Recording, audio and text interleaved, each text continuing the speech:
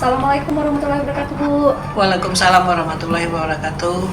Baik, Bu. Apa kabarnya, Bu? Ya sih. Alhamdulillah sehat. Ayunya bagaimana? Ya, saya juga sehat sekali, Bu. Jadi wawancara kali ini ya, Bu ya, saya memenuhi kebutuhan penambahan ilmu kedalaman materi tentang bagaimana kepala sekolah mengambil keputusan-keputusan berbasis nilai-nilai kebaikan. Jadi kami CGP di modul 3.1 ini ingin sekali dibagikan ilmu oleh kepala sekolah mengenai bagaimana kepala sekolah mengambil keputusan-keputusan yang ada di sekolah yang berhubungan dengan kasus dilema etika, Bu.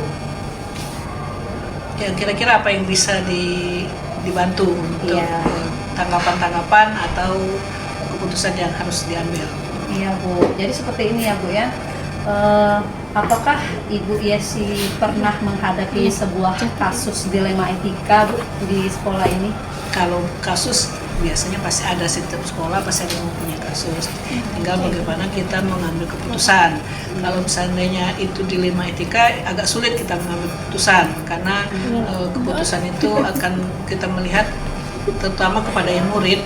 Kita lihat apakah berdampak kepada siswanya nanti. Kalau seandainya kita langsung ambil keputusan kepada siswa, kita perhatikan juga apakah nanti siswanya itu di lingkungan rumahnya nanti berpengaruh. Kalau seandainya contoh ada siswa yang sering tidak masuk, langsung kita ngambil keputusan langsung diberhentikan. Tetapi kan kita harus melihat dulu kira-kira alasan dia tidak sekolah itu bagaimana. Kita pelajari dulu. Kalau seandainya kita bisa mengambil keputusan membantu siswa, apa salahnya? Jadi itu kan dari segi tata tertib benar dia melanggar peraturan yang sering tidak masuk. Tetapi kalau dilihat dari segi permasalahannya apa, barangkali kita bisa agak susah mengambil. Permasalahannya barangkali orang tuanya tidak mampu untuk ongkos. Itu kan kasihan juga kita ngambil keputusannya langsung dan keputusan karena sering tidak masuk langsung diberhentikan, kasihan. Jadi kita harus memperhatikan kira-kira permasalahan apa yang bisa kita bantu dari sekolah.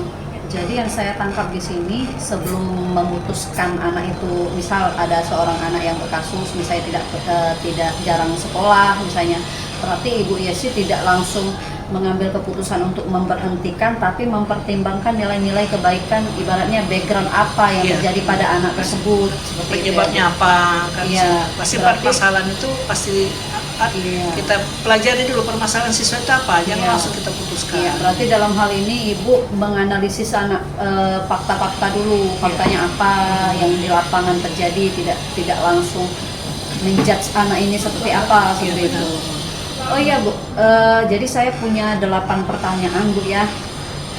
Jadi pertanyaan pertama itu ya, selama ini bagaimana Ibu Yesi dapat mengidentifikasi kasus-kasus yang merupakan dilema etika atau bujukan moral seperti itu? Pertama saya akan menganalisis atau menelaah kasus-kasus tersebut apakah termasuk dilema etika atau bujukan moral. Kalau seandainya bujukan moral langsung kita ngambil keputusan, karena sudah langsung tuh salah. Tetapi kalau dilema etika tadi kita analisis dulu apa penyebabnya. Jadi kita melakukan analisis dulu apakah itu termasuk dilema etika atau bujukan moral. Oh ya, jadi kalau bujukan moral itu ibaratnya kalau benar lawan salah, jadi langsung Ibu Yesi cut off kayak gitu. Nah kalau dilema etika ini ya Bu ya, yang menurut saya juga agak-agak sulit karena misalnya kayak anak yang telat sekolah tadi, yang jarang sekolah, jadi kita itu antara berlawanan antara rasa keadilan tapi ada juga rasa kasihan seperti itu ya Bu ya.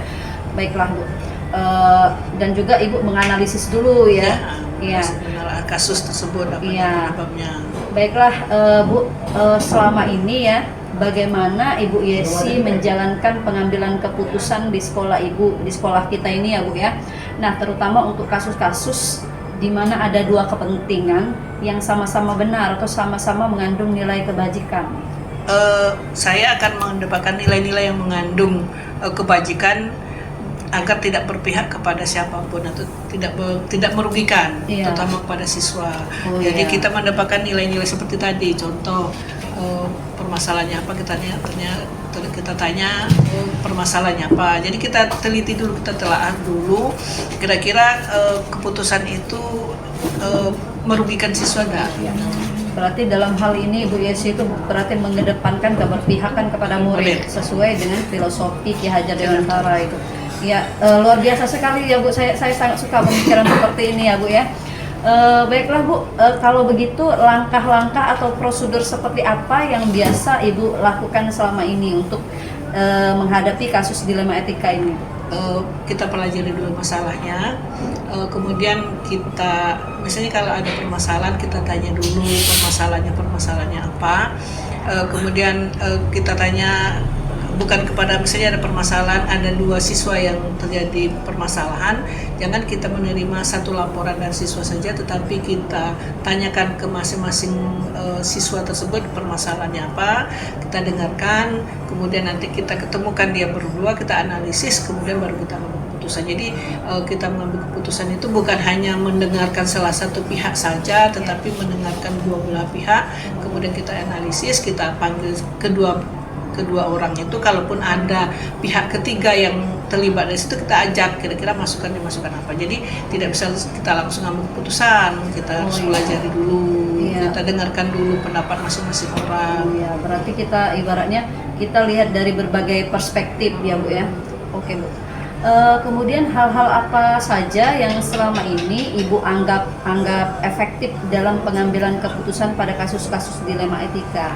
Ya, hal yang efektif dalam satu mengambil keputusan, saya walaupun kebijakan itu langsung yang memutuskan adalah kepala sekolah, tetapi kita tidak bisa langsung, kita minta masukan-masukan dari wakil, dari staf, pokoknya yang kira-kira yang terlibat dari permasalahan itu siapa saja, pokoknya kita libatkan. Jadi setelah kita bertanyakan kepada wakil atau pada orang yang terlibat, kemudian kita pelajari, baru kita ngambil keputusan. Jadi tidak langsung mendengar permasalahan langsung kita putuskan, tidak, kita kolaborasi dengan beberapa orang, setelah kita kolaborasi kita pelajari baru kita mengambil keputusan. Ya, dengan kata lain berarti Ibu tuh musyawarah untuk mufakat. Oke. Itu benar-benar pengamalan sila Pancasila ya Bu ya. Oke, lanjut lagi ya Bu ya. Ya. Jadi hal-hal apa saja yang selama ini merupakan tantangan bagi Bu Yesi dalam mengambil keputusan kayak itu dalam kasus dilema etika? Tantangannya itu barangkali kalau seandainya kita mengambil keputusan itu, kadang-kadang tantangan itu ada yang menyetujui atau ada sepakat dengan keputusan kita, itu bukan tantangan, tetapi ada yang tidak menyetujui dengan keputusan kita, itu kan tantangan. Maka pro dan kontra, dan makanya yang nanti kita sampaikan keputusan ini efek positifnya, ini efek negatifnya, maka barangkali dengan kita nyampaikan itu tantangan itu akan bisa berkurang. Yang pasti Ibu tetap menyampaikan tujuan dan dengan nilai-nilai kebaikannya untuk ibaratnya ya keputusan ini memang harus diambil karena ya ini nilai-nilainya seperti ini. Baiklah Bu.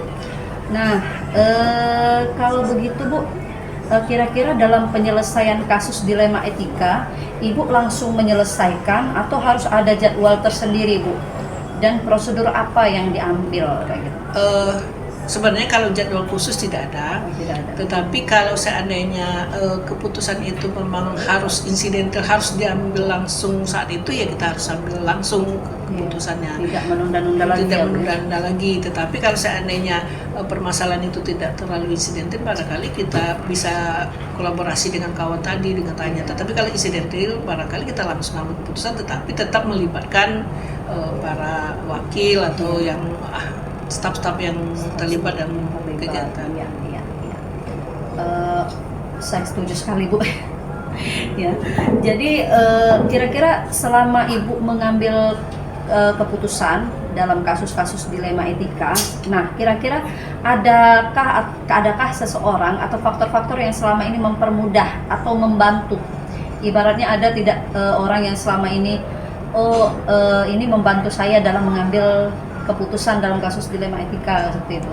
Ya, sebenarnya pasti ada. Kalau nama keputusan tadi, nama kita tadi kolaborasi, minta saran dari wakil-wakil, minta dari staf yang lain, itu sangat membantu. Kalau seandainya kita ngambil keputusan sendiri, barangkali pemikiran hanya satu orang saja. Tetapi kalau kita berkolaborasi atau mengajak orang lain untuk memberikan masukan, berarti pemikiran orang banyak kan lebih bagus dari pemikiran satu orang.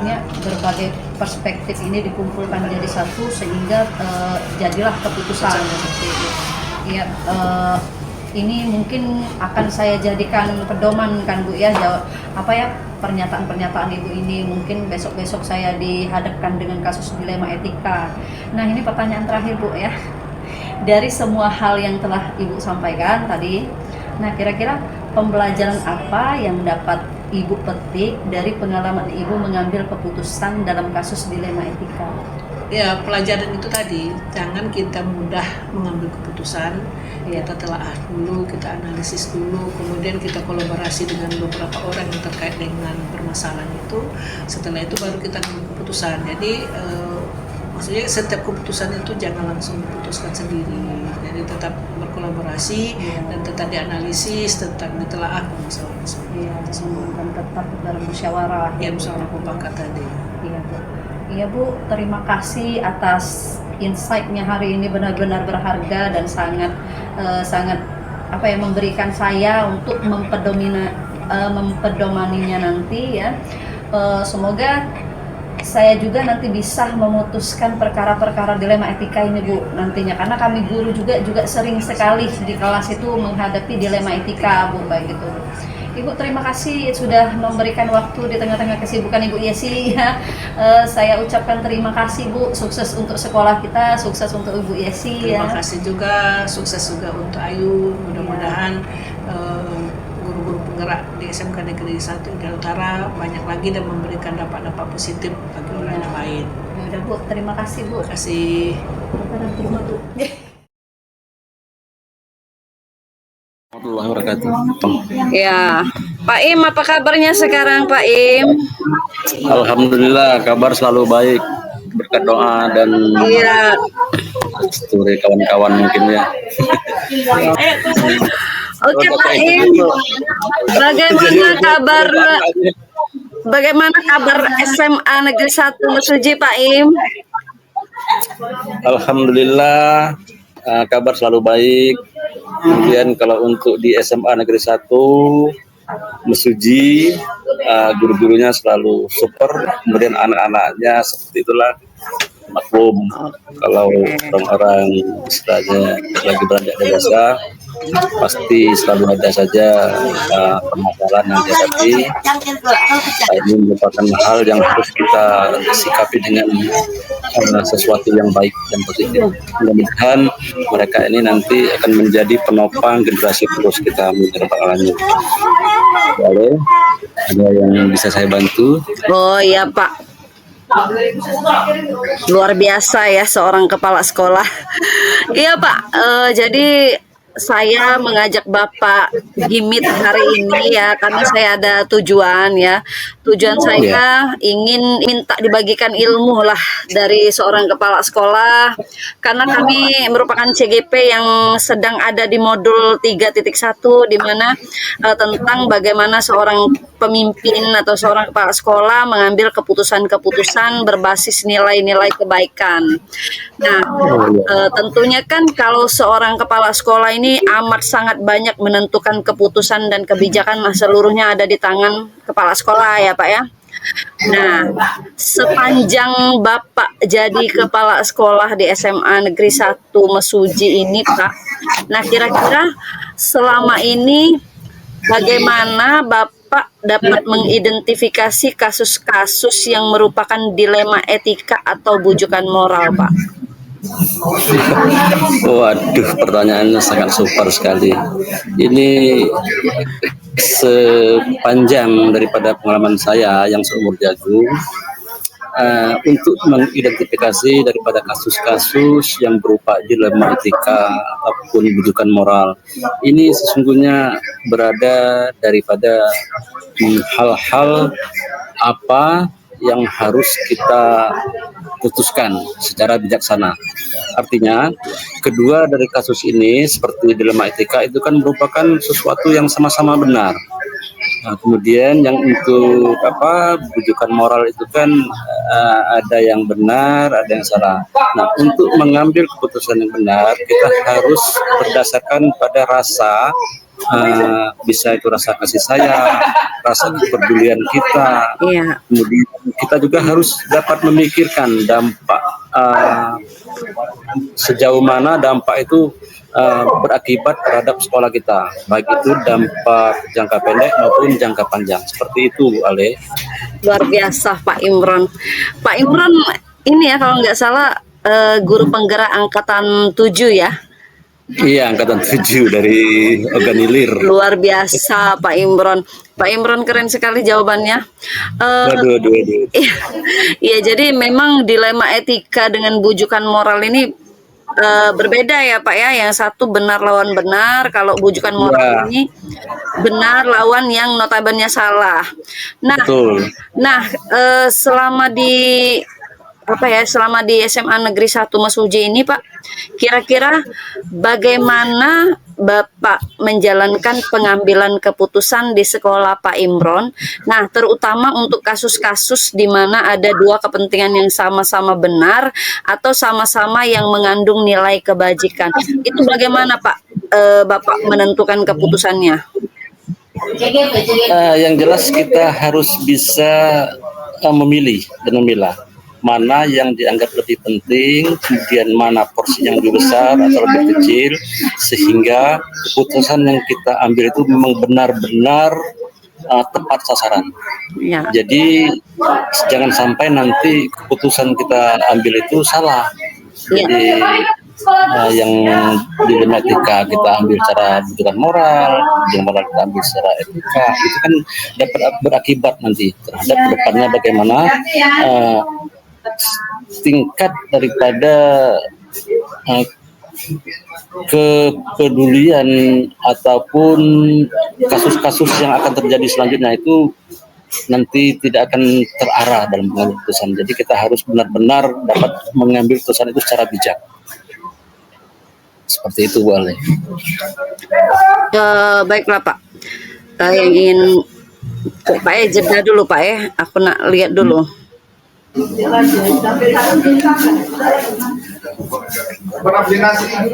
Oke.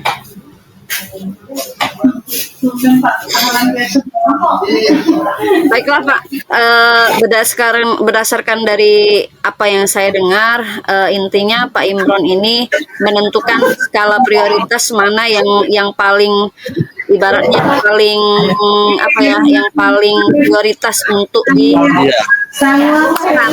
itu. Nah, sekarang Pak, kira-kira langkah-langkah atau prosedur seperti apa yang biasa Bapak lakukan selama ini, Pak?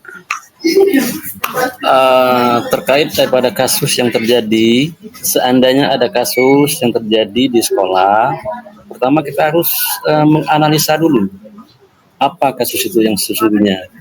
Kemudian kita lihat kembali siapa yang berbuat, yang melakukannya, kemudian siapa saja yang terlibat, kemudian nilai apa saja yang ada di sana, yang bertentangankah dengan faktor-faktor pendukung daripada hal-hal yang dapat terjadi akibat kasus tersebut. Untuk itu kita harus melakukan uji. Kita lakukan uji kebenaran ataupun uji kesalahan terhadap kasus yang terjadi, seperti itu. Oh iya Pak, benar-benar memberikan referensi apa untuk kami nantinya melangkah ya di kemudian hari. Nah, kira-kira ya hal-hal apa saja ya yang selama ini Bapak anggap efektif dalam pengambilan keputusan kasus-kasus dilema etika?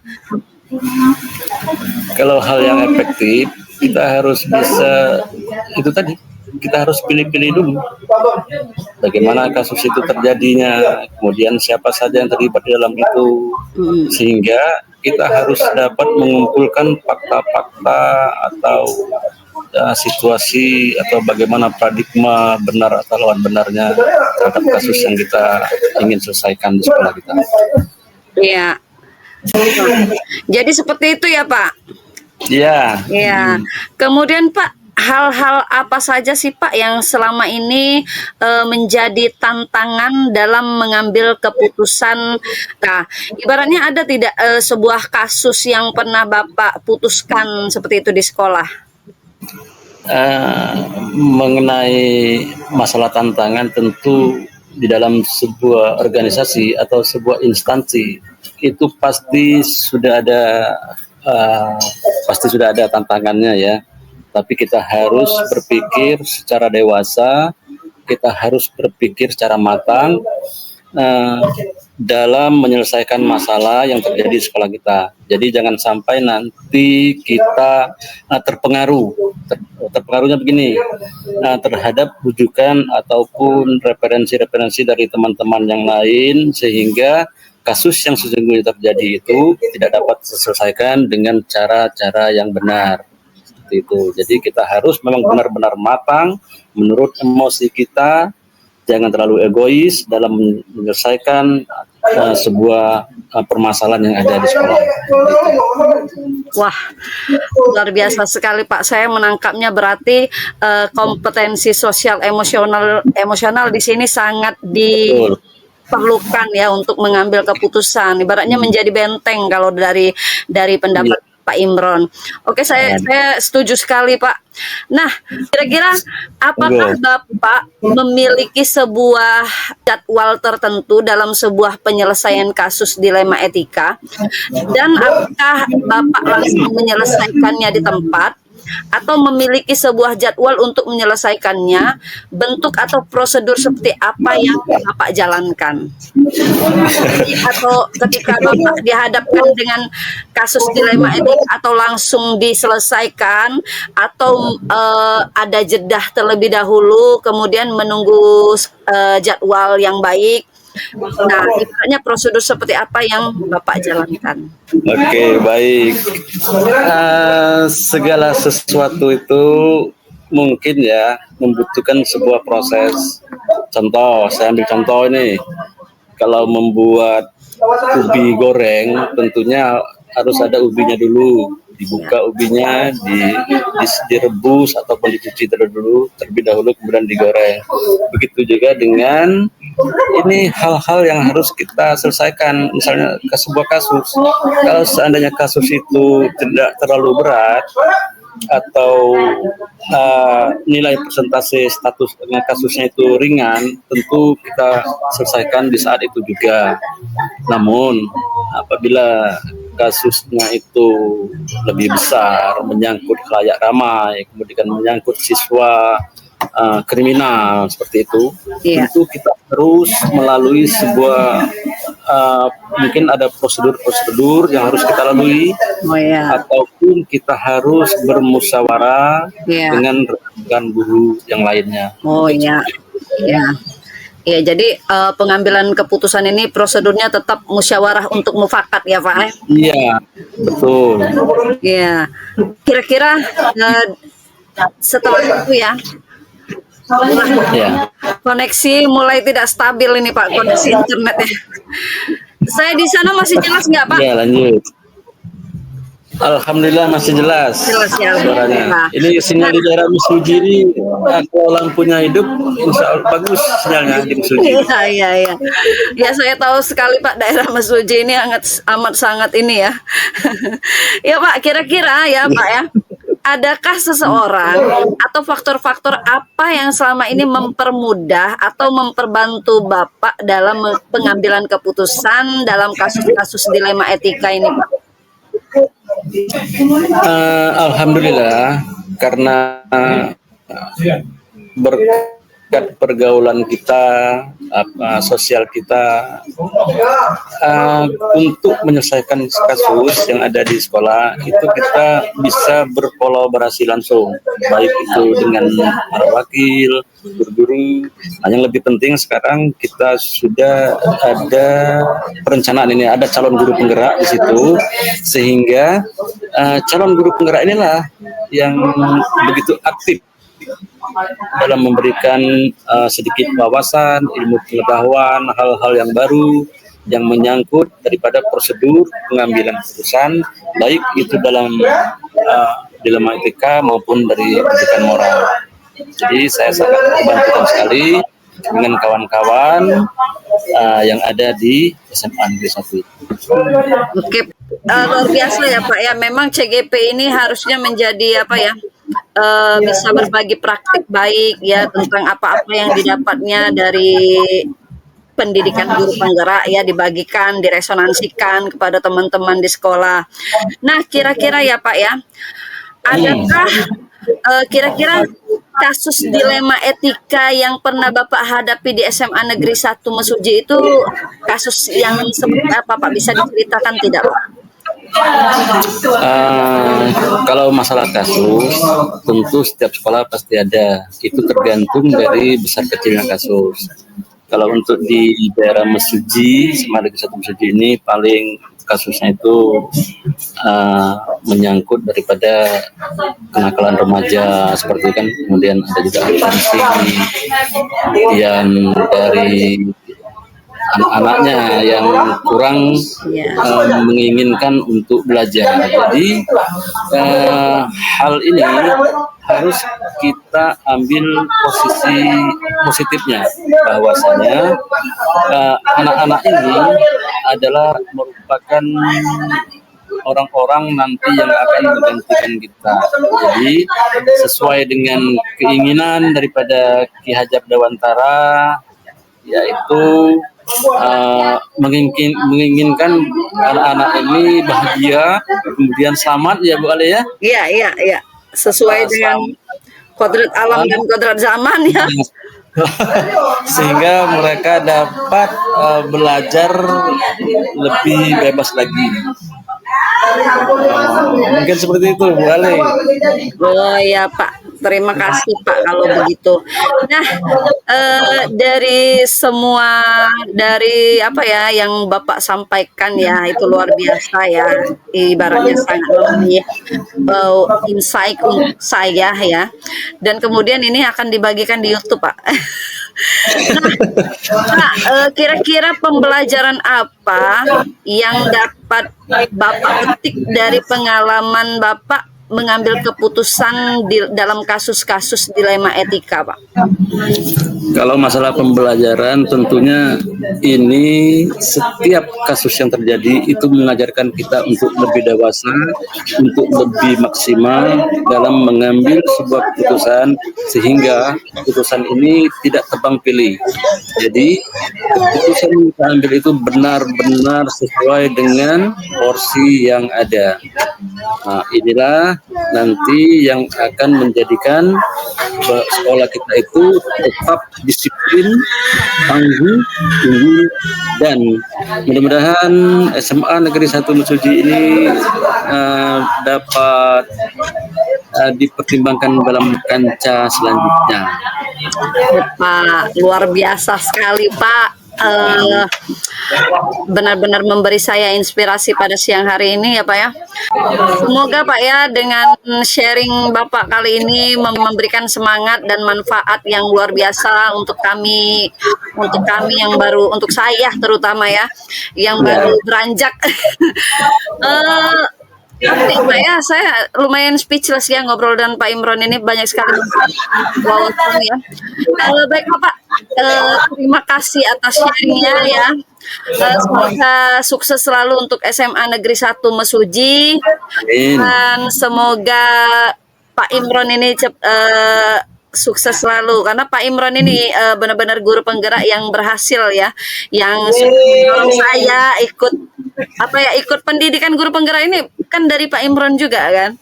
Oke, siap. Sukses selalu untuk Ibu Ayu Lestarinya. Oke Pak, terima kasih Pak. Ya, baik Pak, kita sudahi dulu ya obrolan kali ini. Terima kasih banyak. Assalamualaikum warahmatullahi wabarakatuh.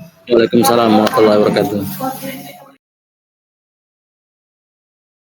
Assalamualaikum warahmatullahi wabarakatuh, Ibu Seli. Waalaikumsalam warahmatullahi wabarakatuh, Bu Ayu. Oke, Bu Seli, apa kabarnya hari ini, Bu? Alhamdulillah luar biasa, sehat. Sehat. Bagaimana instansi tempat bekerja Ibu yang dipimpin di SMP Negeri 12 Lubuk Linggau? Apakah dalam keadaan baik-baik saja? Alhamdulillah berjalan sebagaimana mestinya, biarpun ada beberapa hal atau masalah, ya pada umumnya bisa dikontrol. Oke, kalau aku yakin di bawah kepemimpinan Ibu Sally Marcel ini. Oh, jadi di sini saya dalam rangka mencari studi kasus ya Bu Sally ya. Ibaratnya kami di sini dari CGP ya. Ada modul 3.1 di mana tentang keputusan-keputusan kepala sekolah yang berdasarkan nilai-nilai kebaikan kayak gitu Bu. Jadi kami di sini membahas dilema etika dan bujukan moral, di mana dilema etika ini suatu peristiwa benar lawan benar, sedangkan bujukan moral ini benar lawan yang notabene salah. Nah, berkaitan dengan wawancara hari ini ya, saya ingin menggali lebih dalam bagaimana cara-cara Ibu Sally dalam dalam mengambil keputusan ya. Kayak gitu Bu Sally. Bagaimana Bu Sally, apakah saya boleh itu menggali lebih dalam? Boleh, silakan. Oke. Saya lanjut ke pertanyaan pertama ya Bu Sally ya.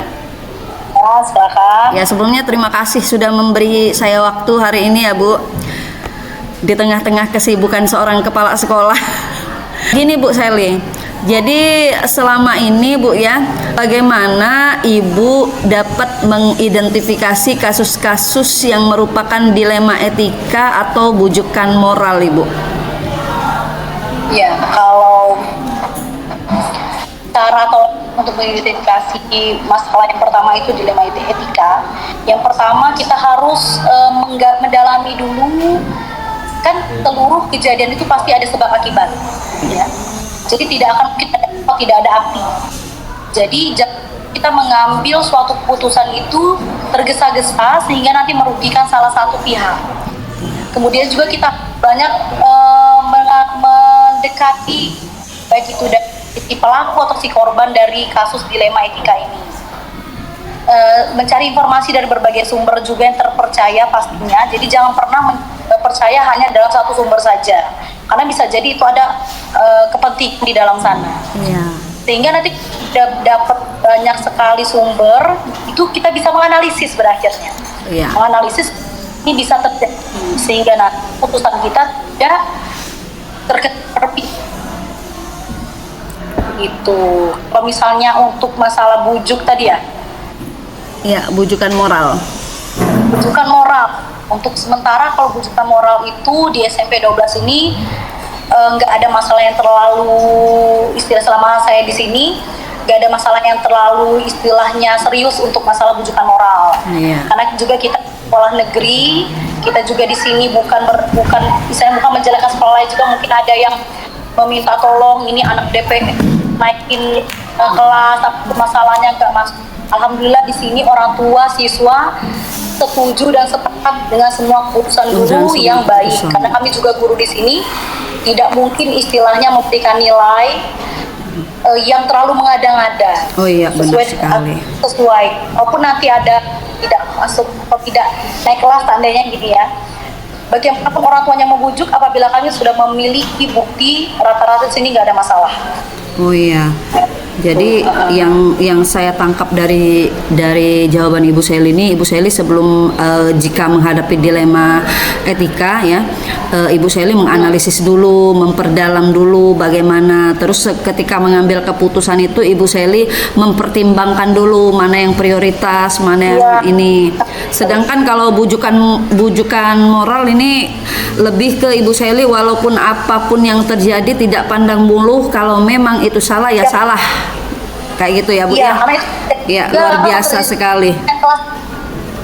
Tahun pelajaran itu sudah lebih dari 5 orang pejabat yang mengatasnamakan pejabat. Oh iya. Tetap tapi tetap segera sesuai dengan putusan. Oh iya, benar sekali Bu Sally. Kalau seperti itu, walaupun anak pejabat, walaupun apa, pokoknya kalau sudah keputusan A. Oke Bu Sally, itu saya sangat setuju sekali. Kita satu iramah kalau dalam hal ini ya. Jadi selama ini bagaimana Ibu Sally menjalankan pengambilan keputusan di sekolah Ibu Sally, terutama untuk kasus-kasus di mana ada dua kepentingan yang sama-sama benar, atau sama-sama mengandung nilai kebijakan. Kira-kira Bu, sebelum menjawab ini, pernah tidak Ibu Sally dihadapkan pada kasus dilema etika? Pernah. Oh iya. Jadi ya itu terjadi sekitar beberapa bulan. Iya. Kelas 3 ini terjadinya di kelas 3 ya. Jadi siswa kelas 3 ini kan bagaimanapun caranya kita memang untuk mengantarkan dia untuk meraih ijazah. Iya. Jadi kalau bisa walaupun itu yang besar dikecilkan, yang kecil kita tetap selesaikan, Kecilkan. jangan sampai siswa ini gitu ya. Iya. Jadi mas guru dan salah satu guru yang ngajar di kelas 9 itu mungkin tidak sengaja ya, namanya saja emosi, mungkin juga karena cuaca panas ya beberapa bulan ini. Iya, iya benar sekali. Guru ini ngajar jam terakhir dengan menghadapi siswa yang memang salah satu kelas ini memang kelas yang Luar ya, biasa. tanda kutip lah ya. Iya, iya. aktif. Iya. Nah, jadi siswa ini keterangan dari guru dan dari teman-temannya, siswa ini dikategorikan enggak, tapi aktif. Iya, aktif. Ya. Terus siswa ini mengangkat kaki dan guru sudah bilang silakan turunkan kakimu. Oh iya. Bapak mau aktif tuh, tapi tetap tidak diindahkan dengan bahasa pakai bahasa dusun sini kita bilang agak dulu Pak gitu. Oh iya, iya. Jadi mungkin itu kurang sopan ya, mungkin bagi orang sini sopan, tetapi Iya. itu kan dengan intonasi Mendengarnya. ya Iya. intonasinya kan kurang apa sebenarnya untuk guru harusnya kan Mungkin antara nggak boleh guru sama nada. siswanya beda budaya kayak gitu.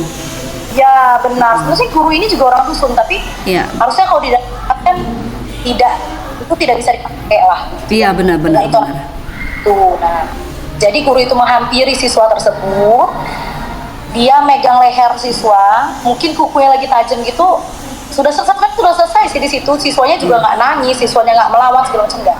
Tiba-tiba pulang sekolah sore-sore dia melapor ke keluarganya bahwa aku dicekek gitu. Iya, iya, iya, iya. Akhirnya datang ke keluarga dia. Sebenarnya sih anak ini kan nenek sebenarnya kayak terlalu yang gitu ya. Tapi kan terkadang masalah itu besar karena bumbu-bumbunya membuat suasana ini semakin panas kan. Jadi ada rekamannya, salah satu keluarga mereka ngirim ke saya rekaman anak itu bersaksi bahwa dia dicekek guru. Karena bumbunya ini luar biasa kan. Iya, ya. sudah ditunggangi Bumbu oleh pihak ketiga. Benar, bukan lagi pihak ketiga, banyak sekali yang 3, 4, 5, dan 6 berarti. Dan juga yang saya sayangkan memang itu tidak langsung mereka laporkan ke saya sebagai kepala sekolah. Maksudnya gurunya misalnya Iya. kan gurunya juga hubungi sama salah satu, jadi penjaga sekolah kebetulan memang tetangga dari si anak. Dan penjaga sekolah kami ini memang kurang bijak menurut saya panggil kemarin iya, soalnya. iya. Kurang bijaknya, harusnya kan nenek nanti kayak apa sih kalau bahasa itu datang ke sekolah, Iya, harusnya. ngandun lah. Iya, benar. Datang ke sekolah, ketemu sama penjaga sekolah, malah lebih panas masalahnya. Kalau nggak terima nih ke kantor polisi aja, sebelah kebetulan di sebelah sekolah kami ini polsek. Polsek. Iya, jadi langsung nih ke polisi. Tapi si nenek ini mikir saya kenal sama Bu Seli, saya nggak mau. Tuh. Dan ternyata ada oknum, lagi ke oknum ya sebenarnya. Oknum itu memang si penjaga sekolah itu terkesan menjadi jembatan untuk menyelesaikan masalah. Padahal itu bukan ya, itu yang saya Iya, sukai. iya, benar Dan sekali. saya mungkin waktu ini mengenai baik, ya. Saya jadi kepala sekolah, saya wakil kesiswaan. Jadi betul memang banyak sekali dengan orang tua siswa. Jadi mungkin mereka merasa menghargai Bu Seli gitu ya. Jadi mereka menghubungi untuk meminta, Bu ini gimana menyelesaikan waktu kejadiannya sesudah sholat maghrib. Jadi saya guru, saya langsung menghubungi gurunya, saya langsung menghubungi keluarga dari si anak. Saya bilang, kalau kalian mau menyelesaikan keluarga di luar sekolah, tolong jangan bawa ke sekolah. Iya, Dan- benar. Tapi Bu Seli nggak ikut campur nih, karena kalian merasa kalian bisa menyelesaikan masalah ini. Iya. Tapi kalau ikut campur, saya tidak mau menyelesaikan masalah di luar sekolah. Iya, benar sekali. Beda. Saya bilang ayo kita bertemu secara baik-baik di sekolah, tidak ada pihak lain yang menghubungi ini. Silakan datang yang mengurus sama ini, anaknya dia gurunya. Jadi maksudnya itu akan menjadi titik terang tanpa orang ketiga, orang keempat, orang kelima itu. Iya. Akhirnya dia bilang, iya saya percaya sama jadi. Kalau bilang gitu. Saya bilang juga sama guru ini, yang saya sesalkan kamu tidak lapor ke saya masalah kamu. Karena ini masalah kalian memang masalahnya ringan, tapi kan jadi berat. Menjadi berat karena ada pihak ketiga 4, 5, 6 tadi. Iya. Nah, dan tidak dikomunikasikan dengan kepala sekolah. Iya, benar Jadi karena sekali. itu pihak guru ini, yang dari guru ini takutnya saya mengeluarkan, kebetulan guru ini GTT. Iya, takut dikeluarkan mungkin dia, Bu. Ya, padahal kan kita juga kepala sekolah tidak sebegitunya mengeluarkan, karena kan juga sekarang Dapodik kan nggak semudah itu juga untuk keluar masuk gitu ya. Benar. Ya juga pasti nggak mungkin sekejam itu juga. Gitu. Jadi akhirnya besok harinya saya panggil gurunya secara pribadi dulu. Saya minta cerita langsung dari si gurunya gitu. Dia bahwa dia teks ini. Dia dari belakang, dia bilang gitu. Versi anak kan dari depan. Iya, ya. benar. Ya, versi guru dari belakang. Saya juga mau konfirmasi sebelum gurunya datang jam 7:30 paginya besok hari itu saya langsung ke kelas 95 gitu. Saya tanya dengan siswa yang ada di sana. Gimana sih aslinya gitu. Cek di depan. Karena memang anak dramatik. Oh, Ibu Sally ini ibaratnya survei dulu, mengumpulkan fakta-fakta terlebih dahulu sebelum memutuskan ya. Ya. Tes. Dan juga kita kan harus menceritakan kembali ke walinya, waktu itu neneknya ya. Iya. Sinyal ya. Iya, sinyal. Jadi waktu itu saya dapat informasi nih dari kelas 9 udah kan. Dapat informasi, ditanya dari gurunya pun udah dapet. Saya udah sehat juga ke gurunya, nasihat awal ya, apa yang harus dia lakukan nanti saat bertemu dengan keluarga si nenek. Saya bilang jangan pernah Bapak meminta maaf, memohon-mohon, karena itu harga diri guru. Iya, Ya, benar. Bapak punya alasan untuk apa yang Bapak lakukan. Bapak memang salah, tetapi Bapak tidak bersalah 100%. Jadi jangan sampai Bapak memohon. Karena itu akan menjadi kekuatan untuk mereka menekan. Iya, sebenarnya kasus-kasus seperti ini yang ditunggangi oleh pihak ketiga ini sudah banyak sekali di sekolah-sekolah lain, termasuk di sekolah kami juga sebenarnya Bu Sally. Kadang masalah yang kecil juga jadi besar gara-gara pihak ketiga itu. Tiba-tiba ada pahlawan kesiangan datang kayak gitu. Ya, benar sekali ya, selama ini entah kemana. Jadi pahlawan, saya bisa menyelesaikan masalah ini. Iya. Kan kayak gitu. Iya, sebenarnya Sebenarnya pertanyaan ini ada pertanyaan ketiga tapi sudah Ibu jawab sebenarnya tadi ya. Langkah-langkah atau prosedur seperti apa yang biasa Ibu lakukan selama ini, ternyata mengumpulkan fakta-fakta kan.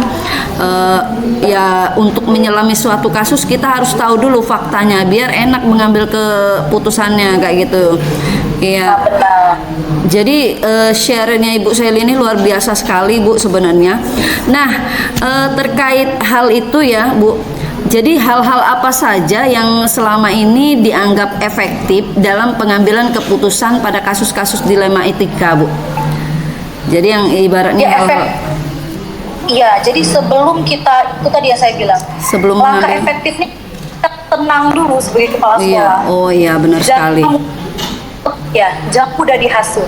Bu, Ibu tadi bilang harus tenang dulu ya. Itu sebenarnya Ibu sudah mempunyai kompetensi sosial dan emosional. Nah, yang itulah yang dibutuhkan seorang kepala sekolah untuk memutuskan kasus. Luar biasa sekali, Bu. Itu salah satu materi yang ada pada kami sebenarnya, Bu. Ya, selanjutnya Ibu, selain tenang terlebih dahulu, tenang dan selalu berpikir positif bahwa masalah ini ada sebab akibat dan semua masalah pasti ada jalan keluarnya. Iya. Saya selalu berpikir kayak gitu ya. Iya. Dan jangan sampai ambil keputusan memihak kepada siapapun. Iya, benar saya selalu sekali. kalau saya memposisikan diri saya di dua pihak. Iya, benar-benar. Jadi biar enak sama enak kalau bahasa kita, karena kita takutnya nanti selesai di kita ternyata di luar masih dendam kayak gitu. Iya. Jadi kesimpulan dari Ibu Seli ini sangat menarik sekali ya Bu ya. Tenang dan berpikir positif karena iya, dan tidak berpihak ke netral ibaratnya ya Bu ya. Iya. Jangan mudah terhasut dengan pendapat siapapun. Iya, jadi ibaratnya keputusan kita itu tidak ditunggangi, ibaratnya objektif lah, bisa mengambil keputusan seperti itu. Kita ditetir ya, kita ditetir. Boleh sih kita misalnya dapat tanggapan dari guru lain, boleh Iya. silakan. Karena kan memang sekolah ini demokrasi, negara kita juga demokrasi. Iya. Jadi misalnya ada guru, jadi kayak gini aja, keluarin aja anaknya, kan ada kan ya. Iya, benar, iya. Pas sekolah ya kita jangan, nggak boleh Bu, nggak boleh. Kita Iya. bilang, ya makasih Bu, masukannya akan dipertimbangkan. Iya. Gitu. Oh, jadi guru berikan masuk, hargai. Oh, jadi ibaratnya sebelum mengambil keputusan ini Ibu Seli mengadakan rapat terlebih dahulu dengan guru-guru ya, bagaimana keputusannya? Minta pendapat ya, meminta Oh, pendapat meminta kepada pendapat. misalnya Oh iya. ya Kepada siapa Bu, bisa diulangi? Wali kelas. wali kelas Iya. dan guru-guru yang mengajar kelas Oh, tersebut. guru-guru yang mengajar. Ibaratnya Ibu minta sharing pendapat lah dengan mereka ya, bagaimana kebiasaan Benar. siswa, bagaimana kebiasaan guru Kayak gitu seperti loh. itu. Saya kan mengajar ya di kelas 9 yang disebut tadi. Guru-guru kan mengajar, misalnya nih 10 guru nih yang mengajar, ternyata anak ini bermasalah dengan 10 guru. Berarti kan memang anak ini yang harus kita selesaikan. Iya, ya benar sekali. Mungkin anaknya kita beri ibaratnya apa ya, beri kita didik kan seperti itu. Saya juga kan Iya. tidak menyalahkan 100% anak ini, karena memang anak yang dididik tidak langsung dengan orang tua. Iya. Mungkin yang namanya ya cari perhatian. Iya, dia ada background kelam juga ya di belakang dia. Benar. Dia ini kan memang udah ditinggal sama mamanya, ibaratnya gitu ya. Iya, benar. Udah lama, iya, nggak diurus emang kan. Jadi saya merasa, mungkin dia merasa kayak gini, namanya anak-anak remaja ya, lagi mencari. Iya. Kata bibi mama ini segala macam perhatian nih. Ya selama perhatiannya kayak gitu. Berarti memang anak ini jangan kita salahkan juga di depan Iya. orang tuanya. Kita panggil khusus, kalau saya panggil khusus anaknya. Berarti- Saya ajak cerita. Iya. Sangat menarik sekali Bu Seli. Berarti Ibu Seli ini benar-benar menerapkan seperti pemikiran filosofi Ki Hajar Dewantara, yaitu keberpihakan pada murid. Luar biasa sekali. Iya. Aplaus dulu lah untuk Bu Seli. Iya. Nah sekarang Bu, dari hal-hal tadi ya, kira-kira hal-hal apa saja yang menjadi tantangan dalam pengambilan keputusan dilema etika? Pastinya kan ada tantangan tersendiri kan. Nah, kira-kira tantangan apa dalam mengambil keputusan tersebut? Ya tantangannya yang pastinya itu adalah tuntutan dari berbagai untuk kita mengambil keputusan. Oh iya. Kan kita setiap guru tuh ya, namanya guru tuh kan egoisnya tinggi-tinggi ya. Iya. Jadi merasa kalau seperti kasus ini, mereka siswa itu dianggap tidak menghargai guru karena dia mengadu domba. Iya. Beberapa guru yang mengeluarkan aja, jadi berarti dia tuh nggak bisa, berarti nanti akan ada guru selanjutnya yang akan diadu domba. Iya. Benar.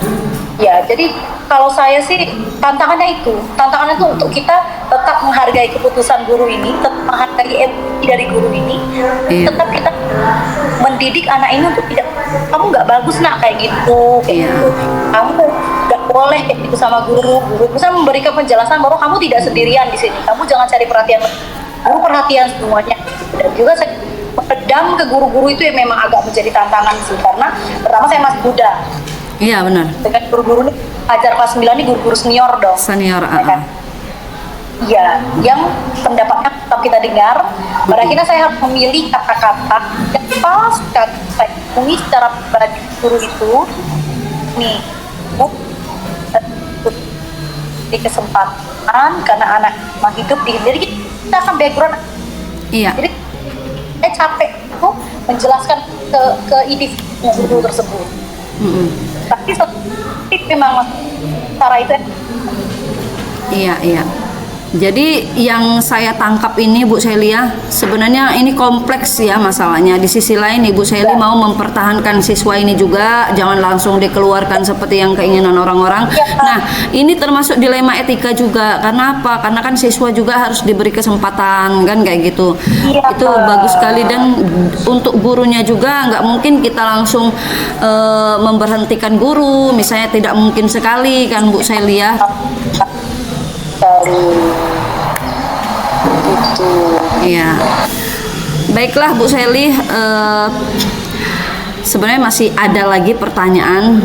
Nah, kira-kira ya, apakah Ibu Seli ketika menyelesaikan masalah dilema etika ini langsung diselesaikan, atau Ibu Seli menyelesaikannya sesuai jadwal, misalnya oh ya udah nanti minggu depan aja misalnya kayak itu. Nah, terus prosedur seperti apa yang Ibu jalankan? Ya, sesuai prosedur. Terkesan menjadwal sih enggak ya, karena tergantung kasus. Jadi kalau misalnya kasus seperti yang tadi, Iya. keluarganya memang ya gitu, pas ketika lagi menggebu-gebunya untuk segera diselesaikan, kalau saya memberikan janji ibaratnya gitu ya, bahwa kasus ini pasti saya selesaikan, tetapi tidak bisa hari saat dia minta. Oh iya benar. Jadi misalnya nih itu ya, saya harus punya data dong untuk itu, ya kan? Iya. Akhirnya saya memanggil harinya kayak gitu. Tapi kalau untuk menunda kasus saya enggak, karena Iya. kasus-kasus kayak gitu kalau kita tunda, mereka pasti merasa tidak dihargai. Jadi ada beberapa kasus yang harus kita jadi ada beberapa kasusnya lebih berat daripada ini. Itu saya bukan saya jadwalkannya kayak gini. Jadi ada lebih berat sebenarnya daripada ini. Itu saya jadwalkan seminggu itu, saya panggil siswa itu untuk mendapatkan keterangan itu seminggu itu 2 hari. Nanti minggu depan saya panggil lagi. Minggu depan saya akan panggil orang tua yang apalagi perempuan itu untuk beberapa kasus yang tidak emergensi. Iya, iya. Menurut saya emergensi. Saya harus menyelesaikan sesegera mungkin. Iya. Jadi sesuai dengan kasus ya. Kalau kasusnya genting, kalau bisa sesegera mungkin. Tapi kalau kasusnya misalnya tidak terlalu berat, mungkin ibaratnya bisa diselesaikan. Iya. Nah, Bu Seli, masih ada 1-2 pertanyaan lagi ya Bu Seli ya. Di sini adakah seseorang ya, atau faktor-faktor apa yang selama ini mempermudah atau membantu Ibu dalam pengambilan keputusan dalam kasus dilema etika? Jadi ibaratnya ada faktor yang mempermudah Ibu dalam mengambil keputusan. Kira-kira ada tidak Bu? Bentar, saya ganti wifi-nya. Ya, jadi kalau orangnya pastinya saya konsultasi sama sekolah. Oh iya, dengan siapa Ibu? Sama pengawas sekolah. Oh, pengawas Pengawas sekolah. pembina. Oh iya, pengawas pembina, iya. Pengawas pembina, karena kebetulan juga pengawas pembina kami ini memang kompeten di masalah perkembangan remaja. Oh iya, jadi dia kekuatannya di situ ya Bu ya? Dia berkompeten sekali untuk membimbing saya untuk aku mengidentifikasi setiap masalah. Jadi dia juga memang memberikan solusi yang bagus selama ini sih. Saya bertugas memang dia sangat membantu memberikan solusi. Saya tidak banyak diskusi dengan tadi saya bilang. Orang ketika sekolah kan dia nggak ketinggian Tes. baik dengan Tes. Ya. Bisa diulangi lagi tidak Bu? Kalau saya sih memang diskusinya atau orang yang saya ikut cek di dalam mengambil keputusan itu Pengawas pembina. benar sekali ya, pengawas pembina. Karena menurut saya juga memang kebetulan kami memiliki pengawas pembina yang cukup berpotensi dalam masalah menyelesaikan perkembangan remaja dan berbagai banyak masalah. Memang dia orangnya juga cukup tenang. Oh iya. Mengambil keputusan. Iya, dan juga seperti yang Ibu Seli katakan, cuman gara-gara terhalang oleh sinyal ini, saya menangkap tadi agak samar-samar ya, karena memang pengawas pembina ini kan orangnya sifatnya objektif, dia tidak terjun langsung ke sekolah kita. Benar. Jadi dia tidak Ya, ibaratnya dia tidak ada iya, jadi dia bisa melihat dari berbagai perspektif, dari perspektif guru maupun perspektif siswa kayak gitu ya. ya, benar. Iya, benar sekali. Dan yang saya tangkap tadi, kalau tidak salah, kalau ibaratnya keputusan juga diambil oleh guru juga, takutnya nanti kan kalau guru ini dia ibaratnya dari perspektif dia saja kan, sehingga ya kalau ibaratnya kalau keputusannya pengennya anak itu berhenti seperti itu kan.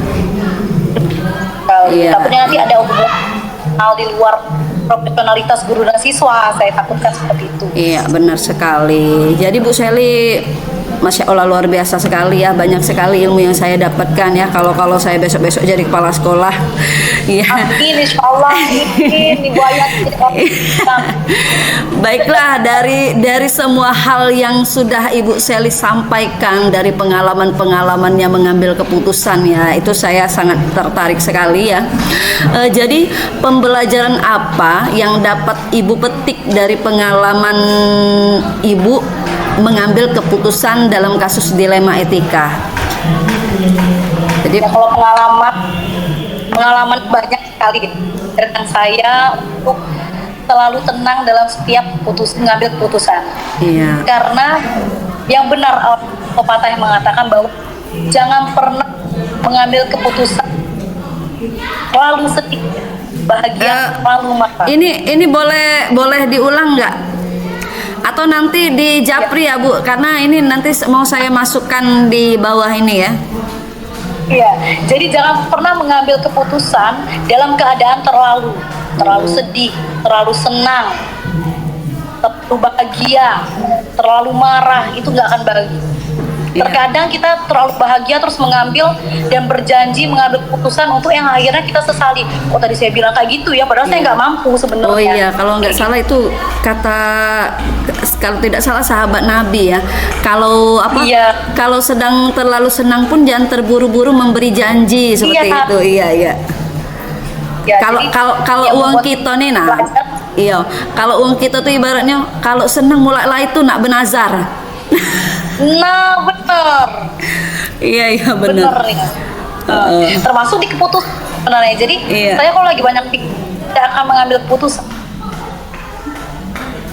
Saya belajar banyak sih memang membuat diri menjadi waras. Karena Iya, saat kita benar. tidak waras dalam artian terlalu banyak pikiran Pikiran. dan tidak bisa memisahkan mana yang prioritas dan mana yang kurang prioritas. Itu pasti keputusan kita pasti nggak akan memuaskan. Pada akhirnya sih memang keputusan itu tidak ada yang memuaskan seluruh orang. Iya, bagus sekali. Jadi dalam keadaan waras seseorang bisa menentukan skala prioritas, Bu ya. Benar sekali. Iya, ya ampun, Masya Allah, saya senang sekali ya bisa mewawancara Ibu Seli ini. Banyak sekali insight yang saya dapat pada pagi hari ini. Rasanya tidak sia-sia sekali, jauh-jauh. Saya memang sudah tahu kapasitasnya dari awal ya, ketika tugas ini yang sudah terbayang dalam benak saya. Waduh, Seli Marcelini nih. Kayak gitu. Oke. Bu Seli, terima kasih banyak atas sharingnya ya. Semoga memberikan manfaat untuk saya. Kita ini sebenarnya sedang berliterasi juga Bu, karena nanti ini akan di-share di YouTube. Jadi ibaratnya banyak orang yang melihat kayak gitu.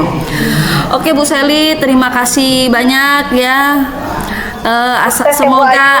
Semoga sukses juga untuk Ibu Seli Marcelini SPDGR dan sukses terus untuk sekolah yang dipimpinnya SMP Negeri 12 Lubuk Linggau. Semoga semakin berjaya di bawah kepemimpinan Ibu Seli. Amin. Oke Ibu Seli, Assalamualaikum warahmatullahi wabarakatuh. Assalamualaikum warahmatullahi wabarakatuh.